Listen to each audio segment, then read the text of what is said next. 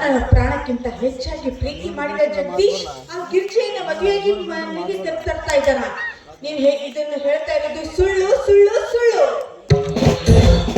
ಹೌದಮ್ಮ ಗೌರಿ, ಹೌದು.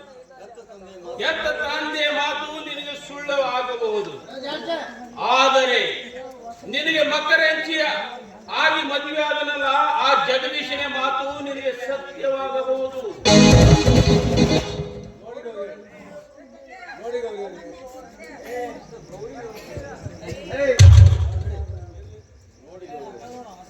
ನೋಡಿ ಗೌರಿಯವರೇ, ನೀವು ಮನೆಯಲ್ಲಿ ನಿಮ್ಮ ಮೈದನ ಸತ್ತನೆಂದು ಮೈದನ ಭಾವಚಿತ್ರಕ್ಕೆ ಹಾರ ಹಾಕಿ ದುಃಖದ ಮಡಿಲಲ್ಲಿ ಮುಡಿಕೊಂಡಿದ್ರಿ.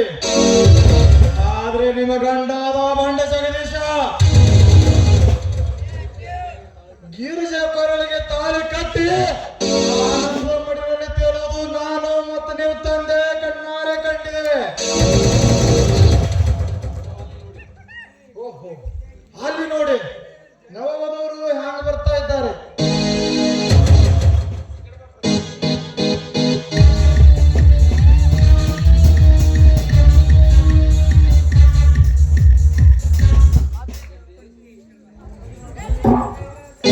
ಜಗದೀಶ್, ಇದೇನಿದು ನಾನು ನೋಡ್ತಾ ಇರೋದು?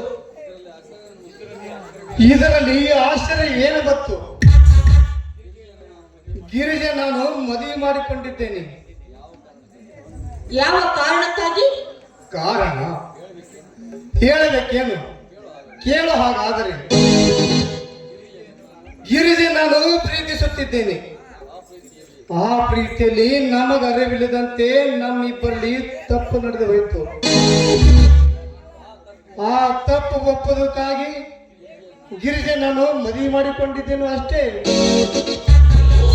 ಹಾಗಾದ್ರೆ ನನ್ನನ್ನು ಪ್ರೀತಿಸಿ ಮದುವೆ ಆಗಿದ್ದು ನಾಟಕವಾಗಿ ಈ ನಿಮ್ಮಪ್ಪ ಶ್ರೀಮಂತ ಶಕ್ತ ಮುರಿಯುವುದಕ್ಕಾಗಿ. ನಂಬಿಕೆ ದ್ರೋಹಿ, ಮೋಸಗಾರ. ತಮ್ಮನ ಹೆಂಡತಿ ಆಗಬೇಕಾದವಳಿಗೆ ತಾಳಿ ಕಟ್ಟಿ ಮನೆಗೆ ಕರೆತಂದಿದ್ದೀರಲ್ಲ, ನೀನು ಮನುಷ್ಯನಲ್ಲ, ರಾಕ್ಷಸ. ಕಟ್ಟಿ ಅದಕ್ಕೆ ಏಕೆ ಚಿಂತೆ ಮಾಡ್ತೇವೆ ಗೌರಿ? ನೀನು ಒಪ್ಪುದಾದ್ರೆ ಇದೇ ಮನೆಯಲ್ಲಿ ಇಬ್ಬರು ಇರಬಹುದು.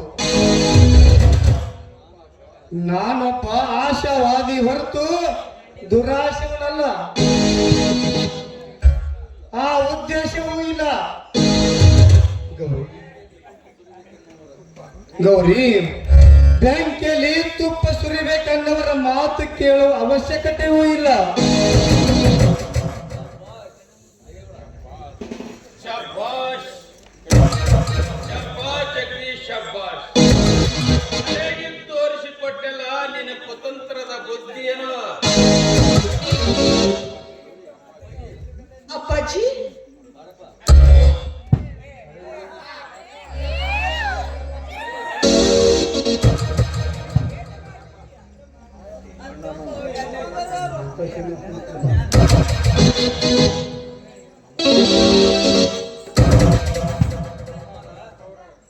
ಅಮ್ಮವ್ರ ಅಪ್ಪವ್ರು ಎಷ್ಟು ತಿಳಿಸಿದ್ರು ನಿಮ್ಗ ಇಂಥ ಜುಟ್ಟು ಸಂಘ ಬೇಡ ಅಂತ ಹೇಳಿ, ಆದ್ರೂ ನೀವು ಕೇಳಿಲ್ರಿ. ಇವ್ನ ಮೋಸದ ಪ್ರೀತಿಗೆ ನೀವು ಮಳ್ಳಾಗ್ಬಿಟ್ರಿ. ಬಾ ಮಳ್ಳಾಗ್ಬಿಟ್ರಿ. ನಡೆಯವಾ ಮನೆಗೆ ಹೋಗಿ ನಡಿ. ಮಗಳೇ, ನಿನಗ ಮೊದಲೇ ಹೇಳಿದ್ದೇನೆ, ಇವರೆಲ್ಲ ಭಿಕಾರಿಗಳು.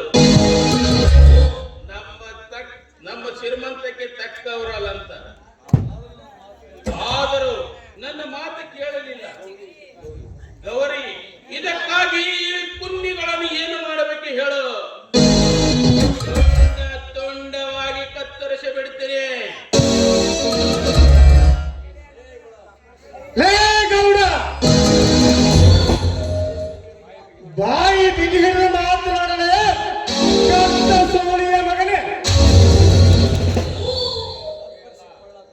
ನಾನು ಕತ್ತರಿಸಿಕೊಳ್ಳುವುದಕ್ಕೆ ನಾನೇನು ಕುರಿನೂ ಅಲ್ಲ, ಕೋಳಿನೂ ಅಲ್ಲ. ಇದು ನಮ್ಮ ಮನೆ ಕುಟುಂಬದ ವಿಷಯ. ಇದರಲ್ಲಿ ಭಾಗವಹಿಸುವ ಅವಶ್ಯಕತೆಯೂ ಇಲ್ಲ. ಒಮ್ಮನೆ ಹೊರಟು ಹೋಗಿನಿಂದ ಗೌಡ್ರಿಗೆ ಹೊರಟು ಹೋಗಗಳ ಅಧಿಕಾರ ನನಗಿಲ್ಲ. ಮೊದಲ ನೀನು ಅದು ತಿಳಿ. ಇಷ್ಟು ದಿನ ಏನೋ ನಮ್ಮ ಗೌಡರ ಗಂಡಗಿಂತ ಸುಮ್ಮನಿದ್ರ ನೀನು ಅವಳಿಗೆ ಅನ್ಯಾಯ ಮಾಡಿದ ಮೇಲೆ ನಿನ್ನ ಊಟ ಅಡಗಿಸಲು ಕೊಟ್ಟು ನನಗೆ ಚೆನ್ನಾಗಿ ಬಂತು. ಉತ್ತರ ಬಾಯಿನ ಯಾತ್ತರ ಉತ್ತರ ಕೊಡಬೇಡ. ನನ್ನ ಮನೆಗೆ ಬಂದು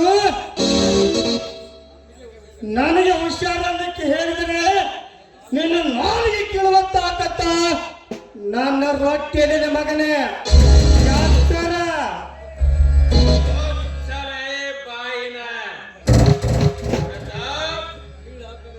ಈ ಹಾಕಲೇ ಈ ಮಗನನ್ನು ಇವತ್ತು ಎರಡರಲ್ಲಿ ಒಂದೇ ಆಗಲೇಬೇಕು. ನನ್ನ ಮಗಳು ಇವನ ಮನೆ ಬಿಟ್ಟು ಬರಲೇಬೇಕು. ಇವೆಲ್ಲ ಆದರೆ ಇವನು ಗುಟ್ಟ ಅಡಗಿಸಲೇಬೇಕು.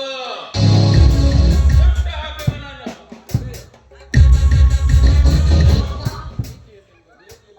ನೀತಿ ಇಲ್ಲದ ನಿರ್ಜಲ ಮನುಷ್ಯನನ್ನು ಕೊಂದು ನೀವೇಕೆ ಪಾಪ ಕಟ್ಟಿಕೊಳ್ತೀರಪ್ಪ? ನೋಡಪ್ಪ, ನಮಗೆ ಅನ್ಯಾಯ ಮಾಡಿದವರಿಗೆ ಒಂದಲ್ಲ ಒಂದು ದಿನ ಆ ದೇವರು ಶಿಕ್ಷೆ ಕೊಟ್ಟೇ ಕೊಡುತ್ತಾನೆ. ಇಂಥ ಮನೆಯಲ್ಲಿ ಇರುವುದಕ್ಕಿಂತ ನಾವು ಹೊರಟೋಗೋದೇ ಒಳ್ಳೇದು. ನಡಿಯಪ್ಪ, ಈ ಮನೆಯಲ್ಲಿ ಅರಕ್ಷಣೆ ಬೇಡ, ಹೊರಟು ಹೋಗೋಣ. ಅಕ್ಕ, ನನ್ನ ಪ್ರತ್ಯಕ್ಷ ಕಂಡ್ರು ಪ್ರಮಾಣಿಸಿ ನೋಡಬೇಕು. ದಯವಿಟ್ಟು ಈ ಮನೆ ಬಿಟ್ಟು ಹೋಗಬೇಡಮ್ಮ. ನಿನಗೆ ಕೈ ಮುಗಿದು ಕೇಳ್ಕೊಳ್ತೇನೆ.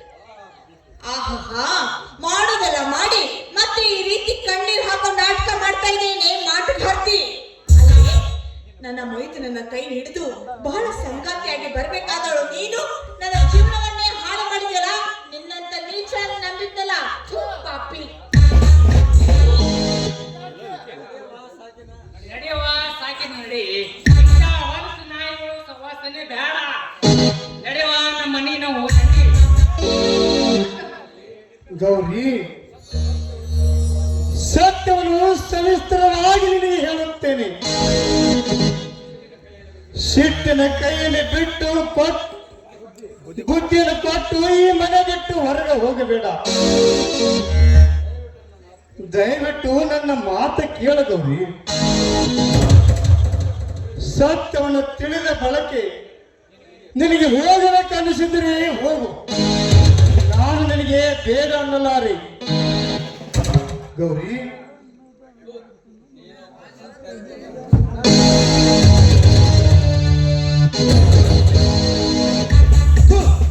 ನೀನಪ್ಪ ಸತ್ಯ ಹರಿಚಂದ್ರ ತೊಡಕ.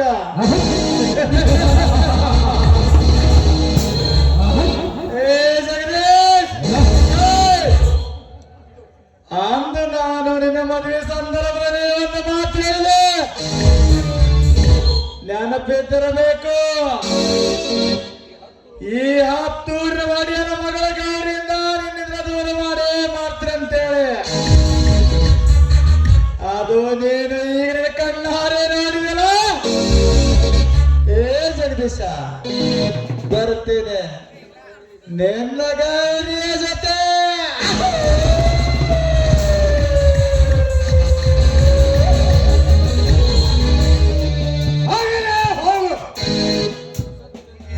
ಅಸತ್ಯದಿಂದ ನೆರಳಿ ನಿನಿಷ್ಟು ಧೈರ್ಯ ಇರಬೇಕಾದರೆ ಇನ್ನು ಸತ್ಯದಿಂದ ಇರುವವರಿಗೆ ಎಷ್ಟು ಧೈರ್ಯ ಇರಬೇಕು.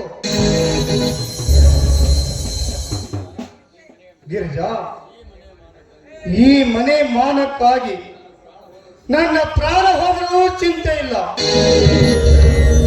ನೀನು ಯಾವುದಕ್ಕೂ ಹೆದರಬೇಡ ಗಿರಿಜಾ, ಹೆದರಬೇಡ. ಇಂದಿಲ್ಲ ನಾಳೆ ಗೌರಿಗೆ ಸತ್ಯವನ್ನು ಹೇಳಿ ಅವಳನ್ನು ಕರೆದುಕೊಂಡು ಬರುವ ಜವಾಬ್ದಾರಿ ನನಗಿರಲಿ. ಆ ಸತ್ಯವನ್ನು ಹಿಂದೆ ಹೇಳಬೇಕಾಗಿತ್ತು. ಆಕೆ ನಾನು ಮನ